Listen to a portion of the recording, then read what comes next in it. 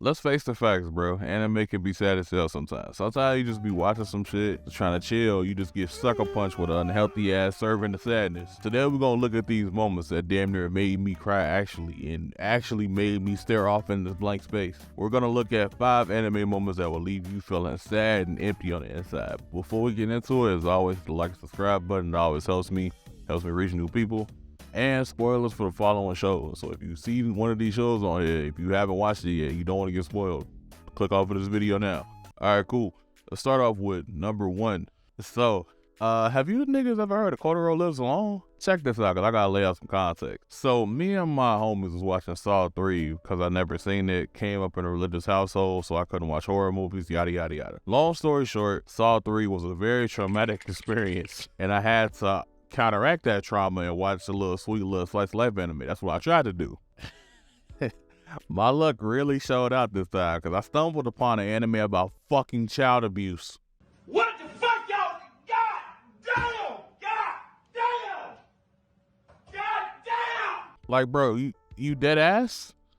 Like, so I watched this shit, long story short, now I'm sad and scared, so that it really didn't help me that much. I could talk about a lot of moments in this show. I could talk about the balloon scene. I could talk about the scene where Kotaro meets a lady that gives him the money from his mom's life insurance policy. We could talk about the scene where his childhood friend was lying to him and was stealing from him. But nah. That goddamn graveyard scene, bro, had me contemplating life. So if you haven't watched the show, his mom died a while ago, and he doesn't know it. Basically, he's just been waiting on her to come back. He's sitting there cleaning his grandparents' graves, and he writes his mom's name on the tombstone to show Shin what her name looks like. If Shin is like one of his like caretakers type shit, or his neighbor, I should say, because he lives alone. And then Shin turns and looks to the left and sees his mom's grave right next to it, and Kotaro hasn't seen it yet. So this nigga Shin's quick thinking. He like, damn. He stands in front of me because he's like, damn, I can't let him see this because this is going to fuck him up. And you just got to sit through that scene of Kotaro asking him why he's standing there and Shin's sitting there awkwardly knowing that he got to hide the truth from him because he's not even going to be able to handle it because he's looking forward to his mom coming back, bro. That scene was heartbreaking. That scene was so hard to watch, fool. Number 2, I don't know how many of y'all have had the pleasure of watching Yu Yu Hakusho, but man, it's goated and you should definitely watch it. I definitely recommend it. But I don't think y'all remember how sad that first episode was. I don't think y'all remember that.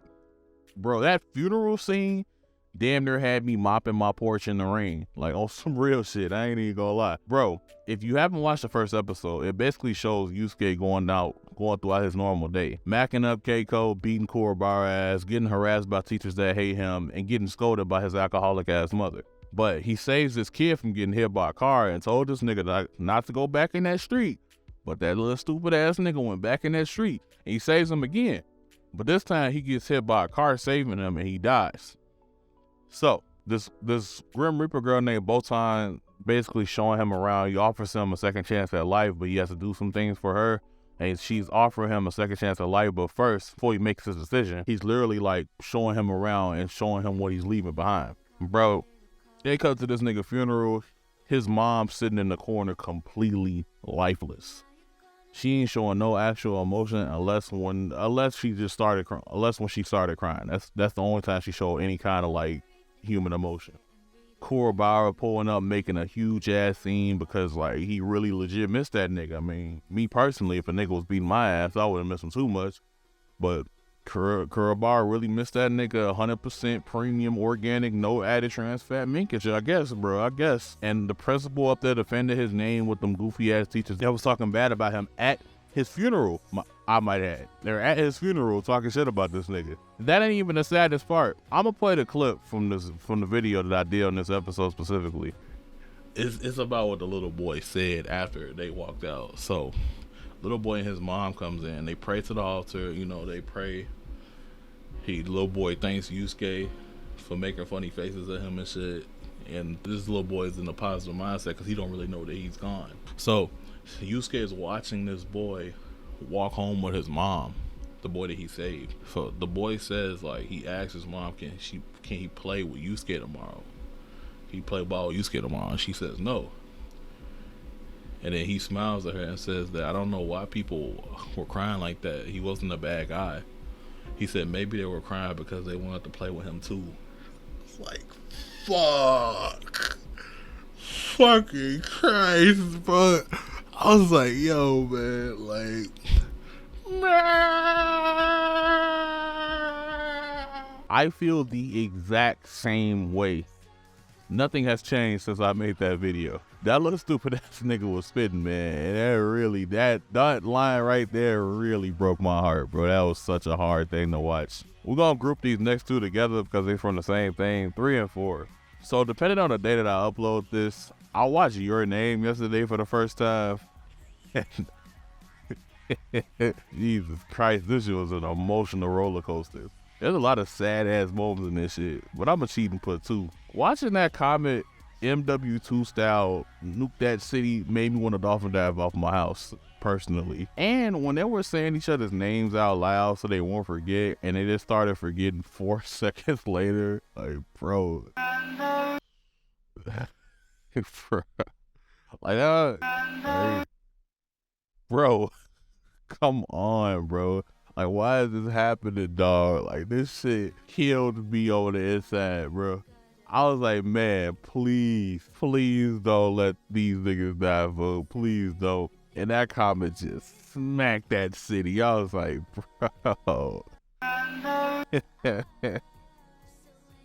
Oh, man. Your Name, you can talk about that whole movie being sad to keep it a bean, which you really can. Now, for number 5, the last one, it just simply wouldn't be me if I ain't slide the Dragon Ball entry in.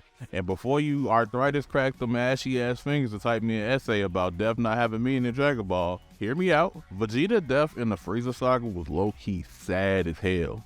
Like, if you, maybe it didn't hit as a kid because you really ain't know what was going on like that, but if you watched it today, like I rewatched Dragon Ball like last year, his death hit hard as hell. Because, okay, of course the Buu Saga one was sad, but I think that one was looked at more as a heroic sacrifice, so there's some happy stuff in there too, because we see Vegeta's heart turning, and him actually turning into a good guy at that point. In the Frieza Saga, he just got Maniko Duke. He got completely diddle smorfed by Frieza. Ass beaten, one of the worst ass whoopings I've seen in anime history. His speech to Goku before he died was really tough to watch after, like, as an adult. Big shout out to Christopher Savage, bro, on his vocal performance on this one, man. Like, Vegeta was clearly still a bad guy at this time when this was happening. He was 1000% still a bad guy with bad intentions. He just played it smart, like just allying with Krillin and Gohan, ally in quotes. He just played it smart. He's still clearly a bad guy with bad intentions. But this really made you feel really bad for this nigga. And now, if this one ain't hit you, you damn near lying or you just a Dragon Ball hater. But this definitely hit when I got older. But those are the 5 times that made me feel like I was empty on the inside. Made me want to get emotional help, and maybe be the reason that I need to go get therapy. Let me know some down in the comments for yourself. And as always, man, have a great day. Peace. Forever, but sometimes we seem to disagree. Pray that you protect and increase my sympathy. I'm a mini you, one day I'll have a mini me. I'm your son, I shouldn't treat you like an enemy. I get annoyed when you point out all